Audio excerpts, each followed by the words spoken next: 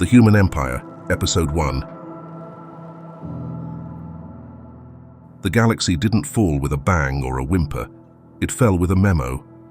The official declaration of surrender came not from an alien warlord or some battle-scarred emissary, but from a galactic administrative office buried deep within the Caxor Nebula. The memo, addressed to all sentient life, read, "Effective immediately, all galactic civilizations shall hereby operate under the jurisdiction of the Human Federation. Failure to comply will result in additional paperwork." Thus began the age of humanity's dominion. For centuries, alien species had laughed at Earthlings, dismissing them as fragile, short-lived creatures with a peculiar obsession for caffeinated beverages. But humanity's true weapon wasn't strength or intellect. It was their unrelenting ability to turn anything into a system. Bureaucracy became the sword, spreadsheets the shield, and before the galaxy realized it, they were all employees of the Empire. Captain Zane Terrence adjusted his uniform and sighed. Another day, another galactic crisis. His ship, the Negotiator, was a behemoth of human engineering, a symbol of Earth's dominance over the stars. It was also, unfortunately, a floating disaster zone. The bridge hummed with activity, or rather, the thinly veiled chaos of alien employees trying to navigate humanity's bizarre rules. "Captain," said Lieutenant. Quirkiest, a hulking reptilian alien with glittering crimson scales. "The coffee machine is out of order again." Zane rubbed his temples. "That's the third time this week. Why don't you fix it?" Quirkiest's forked tongue flicked in irritation. "Because, Captain, it is against galactic HR policy for me to perform menial tasks. As an ex-warlord, I am categorized as high risk, and my contract explicitly prohibits unnecessary stress." Zane groaned. "I swear, if humanity invented bureaucracy, aliens perfected whining." Before he could argue further, a hologram of the Negotiator's AI appeared on the bridge. Her name was Karen, and she was programmed to embody Earth's most efficient and passive-aggressive administrative assistant. "Captain Terrence," Karen said in a clipped tone, "you have an urgent mission from Galactic HR. A black market ring is distributing illegal Earth coffee across the quadrant. Your team is to shut it down immediately." Zane smirked. "Illegal coffee? That's new." Karen's holographic eyes narrowed. "The coffee is addictive to 73% of alien species. Galactic HR is concerned it may destabilize local economies and lead to rebellion. Do try not to embarrass us again, Captain." "Again?" Zane protested. But Karen had already vanished. The first stop on their mission was the bustling trade hub of Xylith 9, a sprawling station where every species in the galaxy came to barter, gamble, and complain about humans. Zane and his crew arrived with a simple plan: find the source of the black market coffee, shut it down, and leave before anyone noticed. Simple plans never worked. As they stepped into the station, Zane's communicator buzzed. "Captain," Quirkiest growled, "the translator is malfunctioning. Again." "What's the problem?" Zane asked. "It's calling the station's governor a slimy overlord instead of esteemed leader." Zane sighed. "Perfect. Just perfect." The mistranslation spiraled quickly. The governor, a gelatinous blob named Fazook, took great offense and declared the humans unwelcome. A shouting match ensued, which escalated into a full-blown bar fight when an intoxicated alien threw a chair at Quirkiest. Chaos erupted, with tables overturned and drinks flying. Zane ducked behind the bar, clutching a bottle of alien liquor. "This is fine. Everything's fine." "Captain!" shouted a new voice. Zane turned to see Alara, a wiry human with a mischievous grin. She was holding a satchel filled with counterfeit Earth memorabilia. "What the hell are you doing here?" Zane demanded. "Saving your sorry ass," Alara replied, tossing him a communicator. "This place is crawling with black market dealers. Follow me if you want to live." With no better option, Zane and his crew followed Alara into the station's underbelly. They narrowly escaped the chaos, only to find themselves face to face with a shadowy figure wearing an apron that read, Galactic Coffee King. The shadowy figure stepped forward, the dim lights of the underbelly glinting off his apron. He was a towering alien with 6 arms and a face that looked like a cross between a squid and a disgruntled chef. "Welcome to the Brew Underground," he said, his voice deep and dripping with contempt. "I am King Zorp, the Galactic Coffee King." Zane couldn't help but chuckle. "You run an intergalactic coffee cartel, and you're wearing an apron." King Zorp's eyes narrowed. "Do not mock the apron.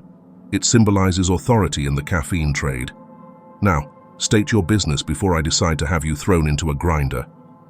Ilara elbowed Zane. "Don't antagonize him. This guy controls the biggest black market in the quadrant." Zane raised his hands. Fine. Let's talk. We're here because your little coffee operation is causing some, issues with Galactic HR. And by issues, I mean bureaucratic nightmares." King Zorp let out a low, bubbling laugh. "Humans and their bureaucracy. You've conquered the galaxy, yet you can't handle a little supply chain disruption."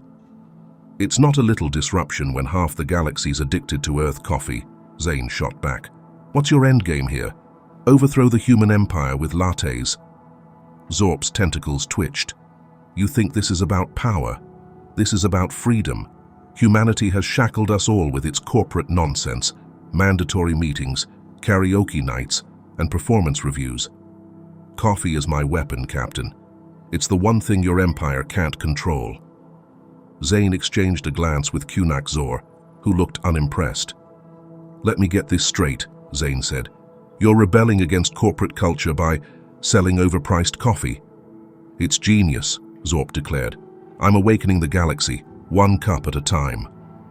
Before Zane could respond, Karen's voice crackled through his communicator. "Captain, I'm detecting a significant spike in caffeine levels in your vicinity. Proceed with caution." "Yeah, thanks, Karen," Zane muttered. Zorp wasn't kidding about his operation. The Brew Underground was a labyrinth of makeshift cafes and industrial coffee roasters, staffed by caffeine-crazed aliens. Zane's team was outnumbered, and the atmosphere buzzed with jittery tension. Ilara leaned in close. "We're not getting out of here without a fight. Got a plan?" Zane thought for a moment. "Yeah, it's called winging it." "That's not a plan," Kunak Zor growled. "It is if you do it with confidence," Zane replied. Just then, Plork, their gelatinous shapeshifter, emerged from the shadows. "I have an idea," he said, oozing excitement. "What if I turn into a giant espresso machine and distract them?" Zane blinked. "You can do that." "Of course," Plork said. "I've been practicing my frothing technique." Ilara groaned. "This is officially the worst plan I've ever heard." But desperate times called for desperate measures. While Plork transformed into an overly dramatic, chrome-plated espresso machine, Zane and Ilara slipped through the chaos, making their way towards Zorp's command center. The command center was an elaborate cafe, complete with mood lighting and soft jazz. Zorp stood behind a counter, brewing what looked like the galaxy's strongest espresso. "You're persistent, I'll give you that," Zorp said as Zane entered. "But this is where your little crusade ends." Zane smirked. "You think a cup of coffee can stop me?" "This isn't just any coffee," Zorp said, holding up a tiny cup filled with a thick black liquid.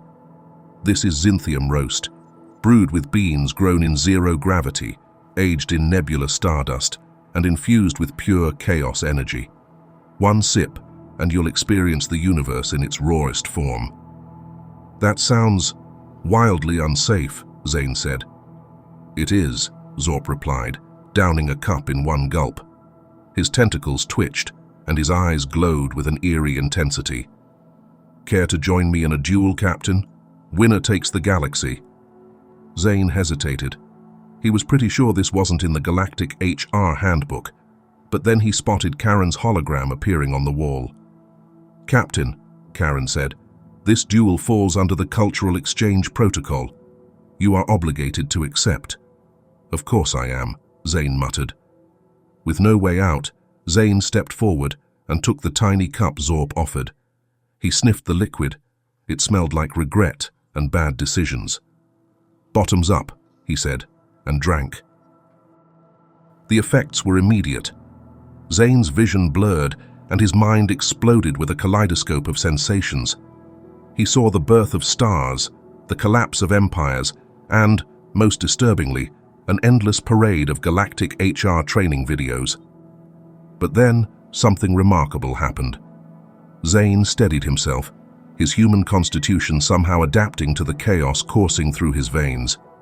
He blinked, shook his head, and stood tall. "That's it?" he said, smirking. "Tastes like burnt toast." Zorp's tentacles flailed in disbelief. "Impossible. No one survives Xinthium roast." "Guess humans are tougher than you thought," Zane said. "Now, how about you shut down this operation before I bring the full force of galactic HR down on you?" Zorp hesitated, then sighed. "Fine. You win, Captain. But mark my words, this isn't over." Back aboard the Negotiator, Zane sat in his chair, nursing a much milder cup of coffee. The mission was a success, but he couldn't shake the feeling that Zorp's rebellion wasn't entirely wrong. Humanity's corporate culture had its flaws, and maybe, just maybe, they needed to loosen up. Karen's hologram appeared. "Captain, a new memo from Galactic HR. They've approved your request to abolish mandatory karaoke nights." Zane grinned. Finally, some good news. As the ship drifted through the stars, Zane couldn't help but wonder what the galaxy had in store next. Whatever it was, he knew one thing for sure. Humans would handle it the only way they knew how, with grit, humor, and an absurd amount of coffee.